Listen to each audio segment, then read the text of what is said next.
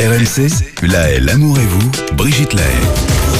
Nous attrapons notre fil d'Ariane. Alors Loïc Roche, on va parler de rhumpologie. Donc je suppose que c'est une manière de soigner son rhume sexuellement, non? Ça doit être un truc de ce genre-là. Ça aurait pu être ça, mais on va s'intéresser à l'étymologie du terme, parce que rump, en fait, ça signifie croupe en anglais, et la rhumpologie, eh bien, donc il faut faire la sodomie quand on a le rhume.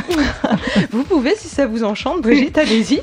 Mais là, la rhumpologie, non, ce n'est pas non, ça. C'est pas ça. Bon. C'est une pratique divinatoire très particulière qui consiste à prédire l'avenir d'une personne, attention, par l'étude des lignes de ses fesses et de son sillon interfessier. Ah oui, mais pour regarder où on va, il faut regarder d'où on vient. C'est bien connu. Alors attention, si on utilise ça aussi dans les techniques de recrutement, c'est aussi du harcèlement sexuel. Ah oui. Ah, mais pas pour tout le monde, parce que pour la mère de Sylvester Stallone, qui s'est autopromu spécialiste de la pratique, eh bien, ça remonterait depuis la haute antiquité. Ce n'est pas du tout du harcèlement sexuel, mais c'est bien vrai, on peut connaître votre avenir amoureux, votre carrière. Alors, je vous ai demandé d'ouvrir Loïc, je vous ai demandé d'ouvrir 2 boutons de chemise. Je suis pas sûre qu'en vous demandant d'enlever votre pantalon, ça va marcher. On n'a jamais mis un invité complètement à poil. Juste les fesses. On veut juste voir vos fesses, Loïc. Au pire, vous nous envoyez une photo, parce que ça se passe comme ça quand vous voulez prendre rendez-vous avec un rhumpologue. Non, vous n'allez pas vous dévêtir devant lui, vous lui envoyez une photo de ce point particulier qu'est vos fabuleux fessiers et il l'analyse.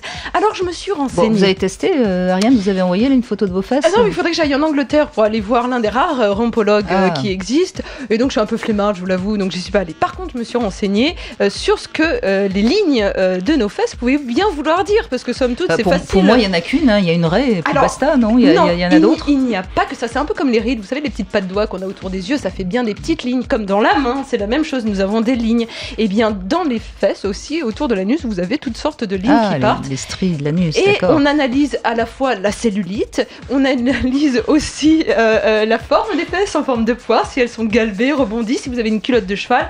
Et voilà ce que ça dit. Allez, dans les grandes lignes, c'est le cas de le dire. Si vous observez votre raie des fesses, eh bien, plus elle est longue, plus vous aurez du succès dans votre travail. Et plus les lignes partent vers la gauche. Observer soi-même ces lignes de fesses, ça doit quand même pas être simple, il faut être très souple. Non, ou alors un selfie arrière. Oui, mais ça existe. Un selfie arrière. Non, mais attendez, le selfie existe pour les fesses et ça s'appelle même le belfi.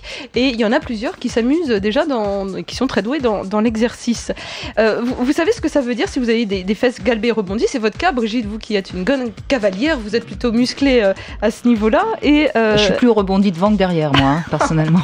Vous avez décidément tous les atouts. Eh bien, vous êtes charismatique et dynamique, et paraît-il que vous êtes une amatrice d'expériences sexuelles aventureuses. Non, pas du tout, moi absolument ça pas, ça se saurait, on est d'accord. Si vous avez plus des fesses en forme de poire, et bien là, vous êtes loyal et digne de confiance. Je vais pas tous vous les dire, je relève que ce qui peut être amusant, les poils. Il y en a qui ont des fesses extrêmement poilues, et donc, rassurez-vous, ça veut dire que vous êtes plutôt drôle. Mais attention, ça veut dire aussi, Brigitte, que vous êtes enclin à souffrir de maladies et de difficultés sexuelles. Donc là, si vous nous écoutez, attention, le 32-16 va bouillir. Et puis, les taches de naissance aussi, et bien là, sur la partie supérieure d'une fesse, ça veut dire que vous êtes courageux. Sur la partie inférieure, attention, difficulté à s'épanouir dans sa vie sexuelle. Alors, j'ai l'impression que vous n'êtes pas du tout convaincue par ma rhumpologie, Brigitte. Pas spécialement. Donc, je vous propose autre chose qui va peut-être vous convaincre. Je vous propose d'aller sur les plages du Nigeria, parce que là-bas, vous avez un pasteur qui s'intéresse de près aux fesses et qui demande à ses fidèles, les fidèles de son église, de se mettre à 4 pattes, fesses à l'air, et lui embrasse les fesses de ses femmes. Et en faisant cela, eh bien, il garantit à ses fidèles de trouver le mari, la perle rare, dans l'année. Il y a même une photo à l'appui qui montre que l'exercice est réellement fait en ce moment même sur ces plages. Donc voilà, vous pouvez voyager soit pour un rhumpologue en Angleterre, soit pour aller on est peut-être embrasser. là aussi dans une sorte de harcèlement sexuel. Oui, même, alors là, j'y crois plus volontiers. On est d'accord, là, Loïc.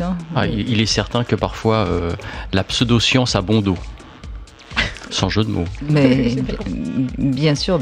Et rien sur les chutes de reins, non. Non, mais j'imagine qu'on peut analyser toutes les courbes. Après, la morphopsychologie, c'est une science aussi qui étudie les traits du visage, la forme du visage, et qui nous en dit long sur notre caractère. Alors pourquoi pas dans les lignes un peu plus basses, même sous les pieds, il paraît qu'on peut dire plein de choses. Eh bien, on en a encore des choses à apprendre avec vous, Ariane. Merci en tout cas.